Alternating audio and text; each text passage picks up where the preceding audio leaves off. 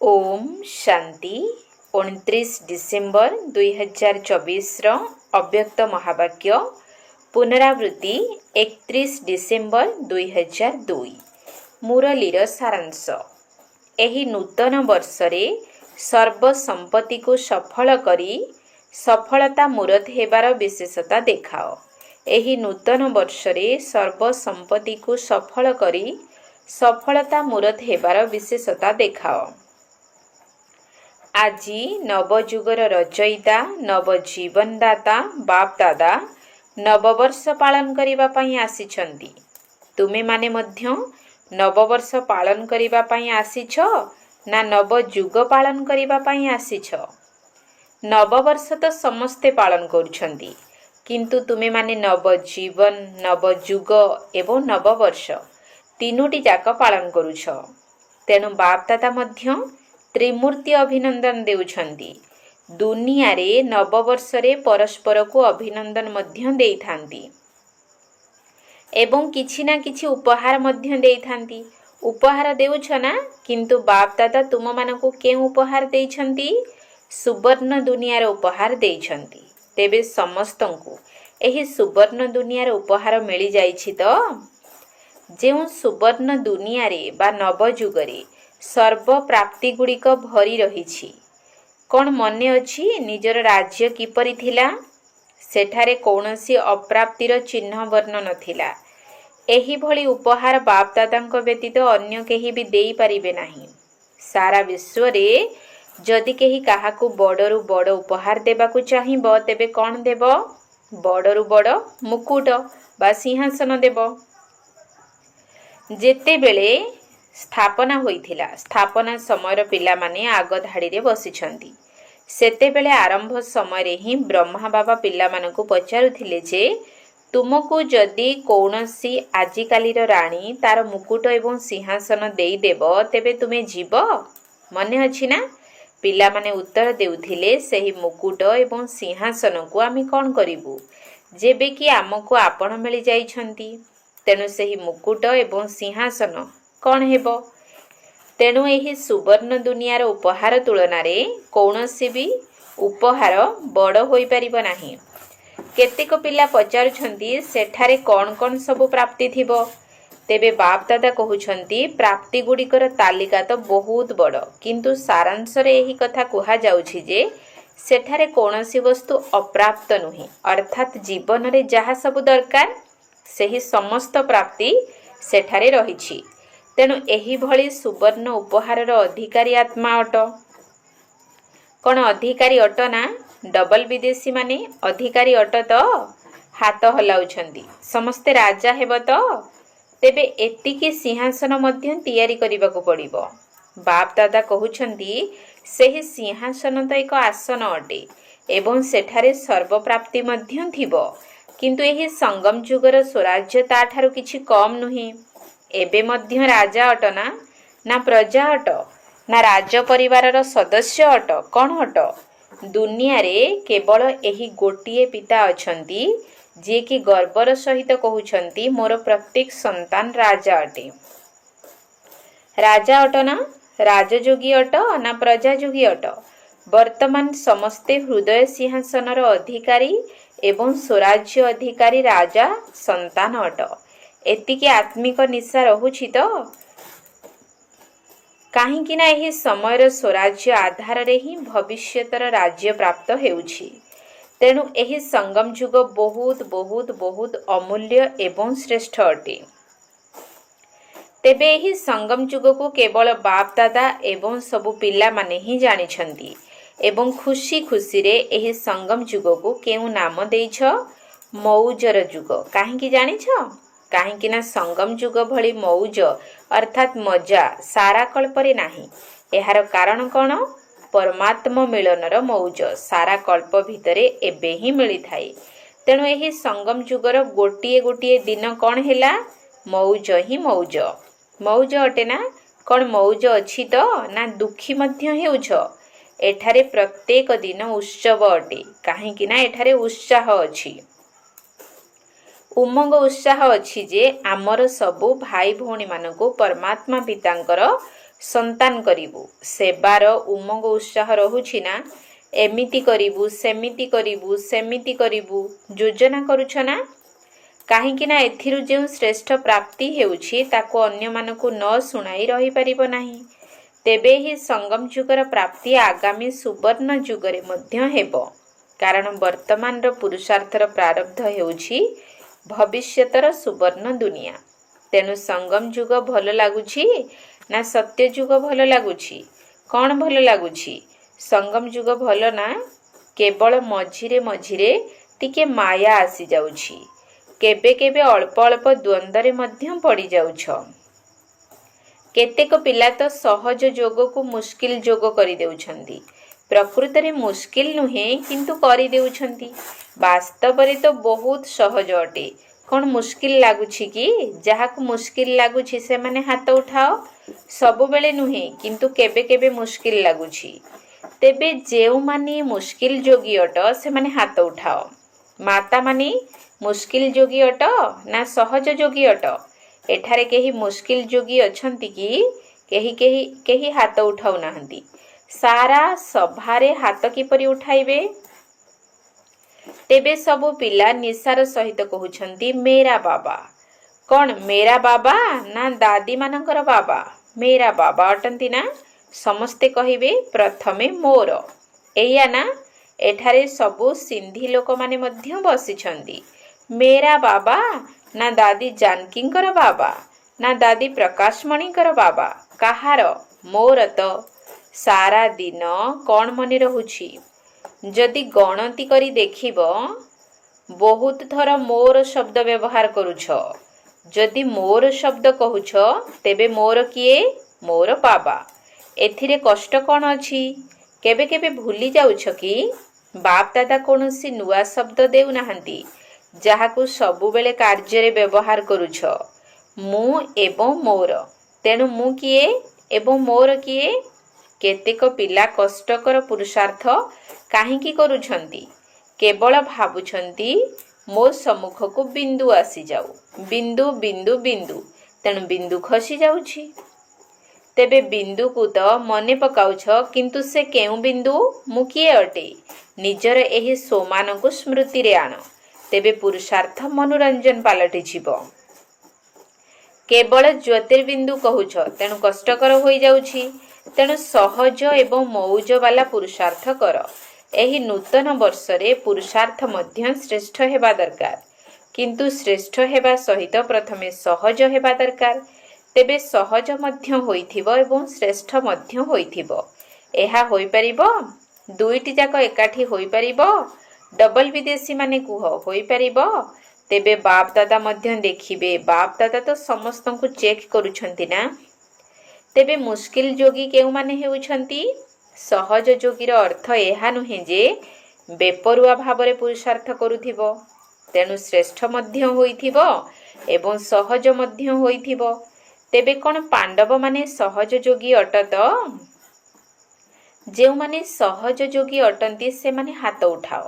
ଦେଖ, ଟିଭି କ୍ୟାମେରାରେ ଫଟୋ ଉଠାଯାଇଛି। ତୁମମାନଙ୍କୁ ଅଭିନନ୍ଦନ। ତେବେ ଏହି ବର୍ଷରେ କାହା ପାଖକୁ ବି କୌଣସି କଷ୍ଟକର କଥା ଆସିବ ନାହିଁ। କାହିଁକି ନା ସମସ୍ତେ ସହଜ ପୁରୁଷାର୍ଥୀ ଅଟ। ତେଣୁ କେବେ ବି ବେପରୁଆ ହେବାର ନାହିଁ। ସମୟର ଗତି ଅନୁସାରେ ଏହି ନୂତନ ବର୍ଷରେ ସମସ୍ତଙ୍କୁ ବିଶେଷ କରି ଏହି ଲକ୍ଷ୍ୟ ରଖିବାକୁ ହେବ ଯେ ମୋତେ ଯେଉଁ ସବୁ ସମ୍ପତ୍ତି ଗୁଡ଼ିକ ପ୍ରାପ୍ତ ହୋଇଛି, ସମୟ ହେଉ, ସଂକଳ୍ପ ହେଉ, ଗୁଣ ହେଉ, ଜ୍ଞାନ ହେଉ ବା ଶକ୍ତି ହେଉ, କିନ୍ତୁ ଏହା ମଧ୍ୟରୁ ସବୁଠାରୁ ବଡ଼ ସମ୍ପତ୍ତି ହେଲା ସଂକଳ୍ପର ସମ୍ପତ୍ତି, ଅର୍ଥାତ୍ ଶ୍ରେଷ୍ଠ ଏବଂ ଶୁଦ୍ଧ ସଂକଳ୍ପ ସମ୍ପତ୍ତି। ତେବେ ଏହିସବୁ ସମ୍ପତ୍ତି ଗୁଡ଼ିକୁ ପ୍ରତ୍ୟେକ ଦିନ ସଫଳ କରିବାକୁ ହେବ। ତେଣୁ ଏହାକୁ ଖୁବ୍ ବାଣ୍ଟି ଚାଲ।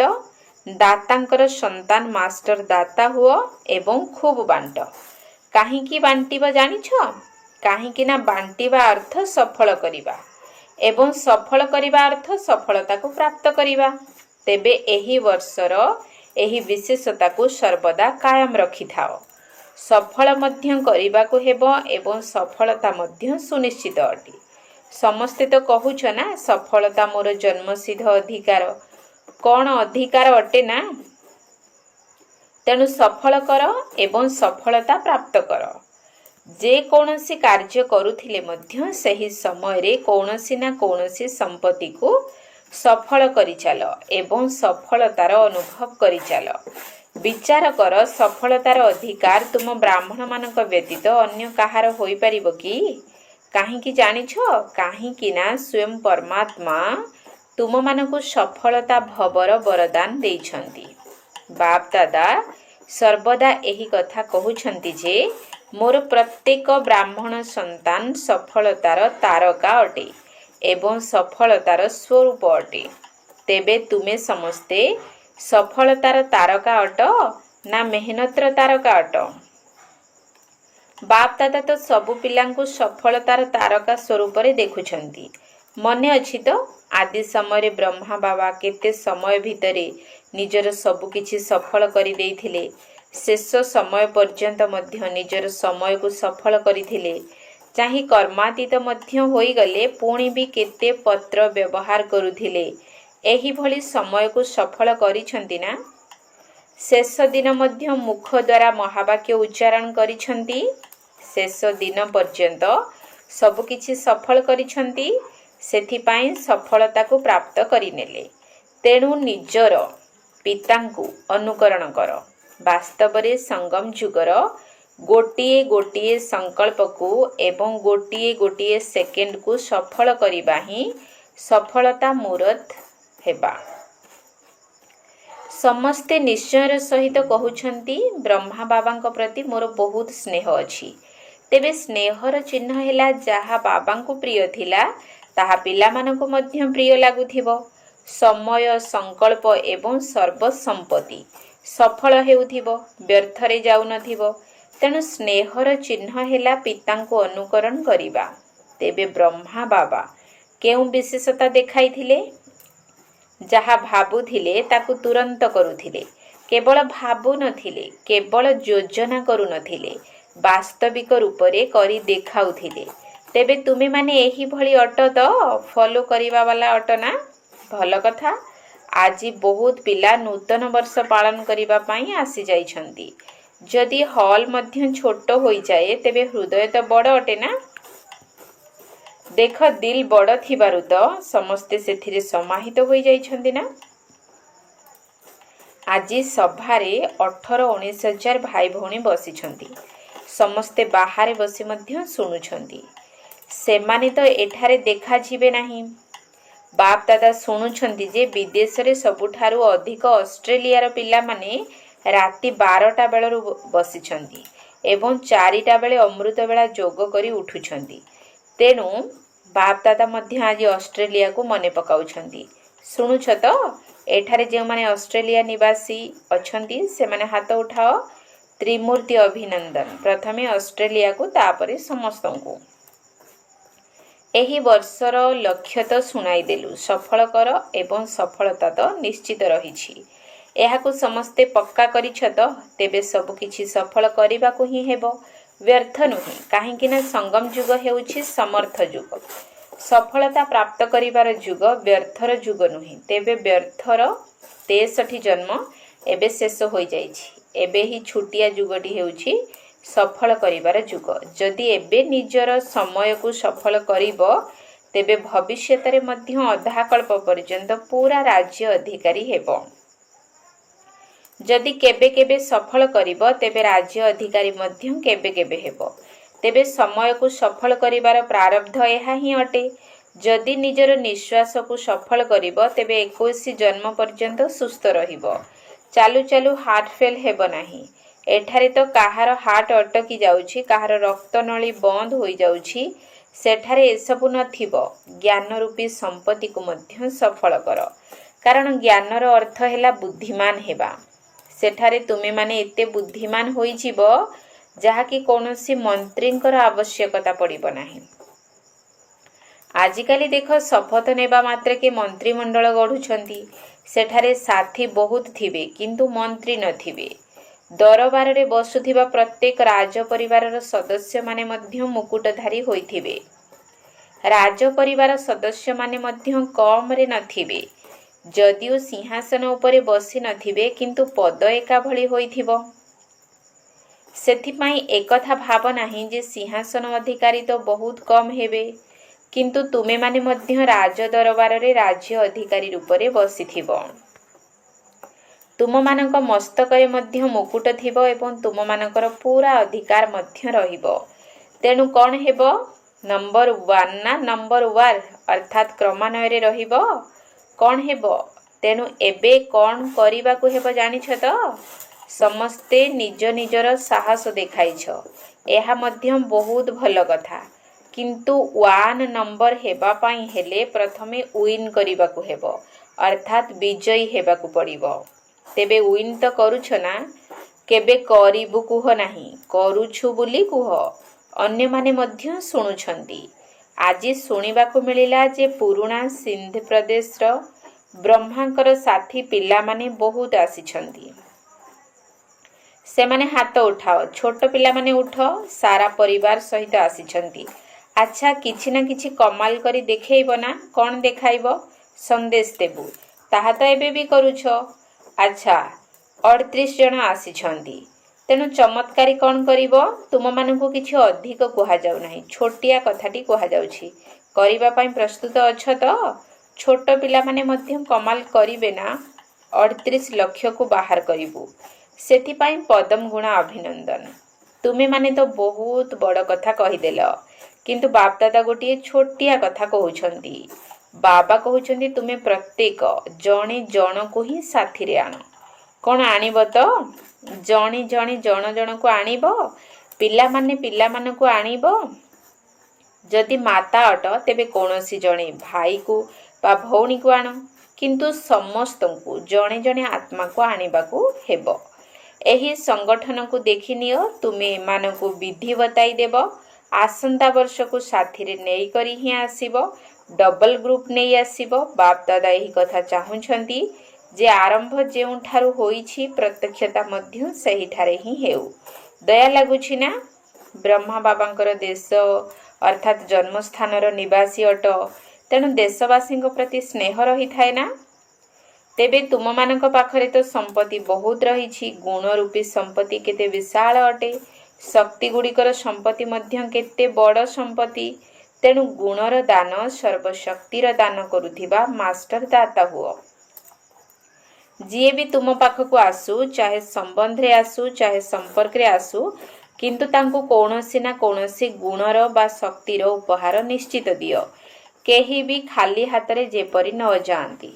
ଯଦି କିଛି ନ ଦେଇପାରିବ ତେବେ ବାବାଙ୍କର ସନ୍ଦେଶ ରୂପୀ ମିଠା ବାଣୀର ମଧ୍ୟ ଉପହାର ଦିଅ।